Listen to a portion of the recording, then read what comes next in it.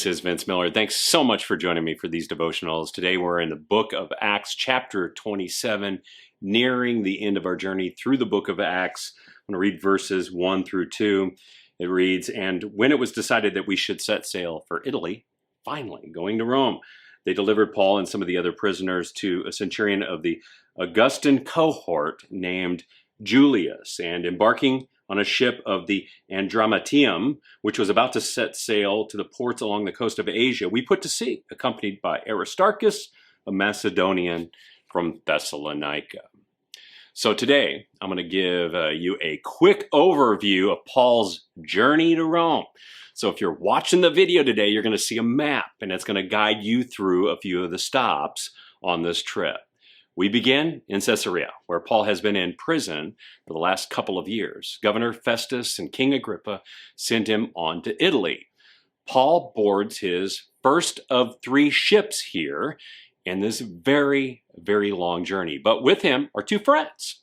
One is Luke, the author of the book. And the reason that I know that Dr. Luke is with him is because he uses the pronoun we in the text above. You probably caught that. It says, and we also know that Aristarchus, who is one of his good friends from Thessalonica, also joins him. So he's got a couple of buds with him. And it appears that Julius, who is the centurion, who is responsible for getting him to Rome, gives Paul a lot of grace and leeway along this journey.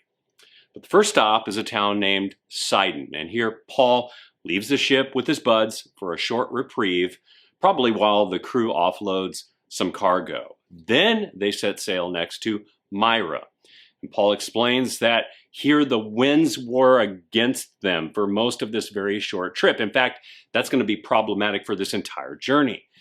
They then in Myra board a second ship with 276 passengers. So a large ship that takes them very slowly to Sindus.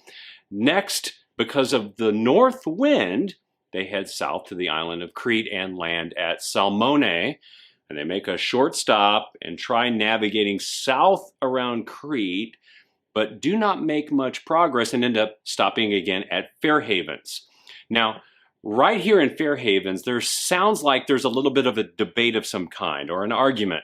The captain wants to go on, probably because he wants to get paid, but he's having a hard time navigating the ship. Given it's now winter and the winds are challenging to navigate, they're blowing against the direction that they want to go. So Paul tries to persuade the captain to not go ahead, to not go on. But the centurion and the captain decide to push ahead around the island of Crete to a town called Phoenix, where they think they can stay for the winter months.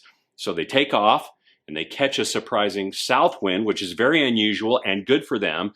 So they try navigating around the south of the island, staying close to the shore, making sure that they're sheltered from that north wind.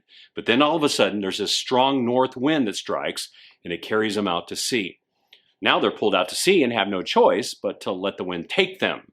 And they end up running onto a tiny uninhabited island called Clauda. Now this damages the boat and its hull, and now they have to reinforce it with straps that they try to wrap around this boat. But the situation only worsens because now they're in deep cloud cover for many days and begin to be in despair, and it results in them abandoning cargo and even some of the tackle. This situation continues for 14 nights until they finally hit a reef and run aground on the island of Malta. In Malta, they seem to run into some tribal people and stay there for the rest of the winter, which was about 3 months. Then in the spring, they board a third ship and travel to Syracuse, which appears to be an easy trip north. Then they make another short trip to Regime, and then one more short journey by sea to Puteoli. And then a few days later, they finally arrive by land in Rome. But get this. This trip started in the fall of 57 AD and ended sometime in the spring of 58 AD. This suggests it probably took them 5 to 6 months to arrive in Rome.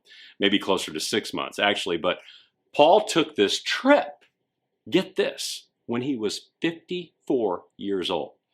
I mean, this is no easy trip for a 54-year-old man.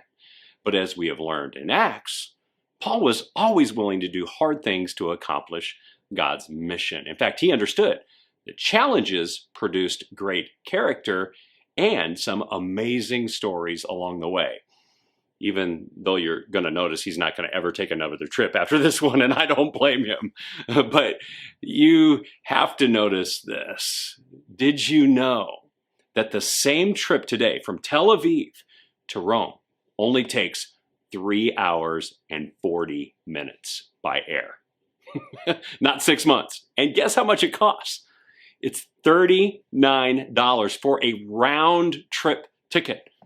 You know, I think if Paul were alive today and making that same trip, he might have preferred to travel by air. But if he did, he would have missed out on all the adventures he experienced along the way. And over the next few days, as we close out the book of Acts, we are going to discover some of the amazing things that God did on this final trip of Paul to Rome. So hang with me there for a few more days, and I'll see you right back here again tomorrow.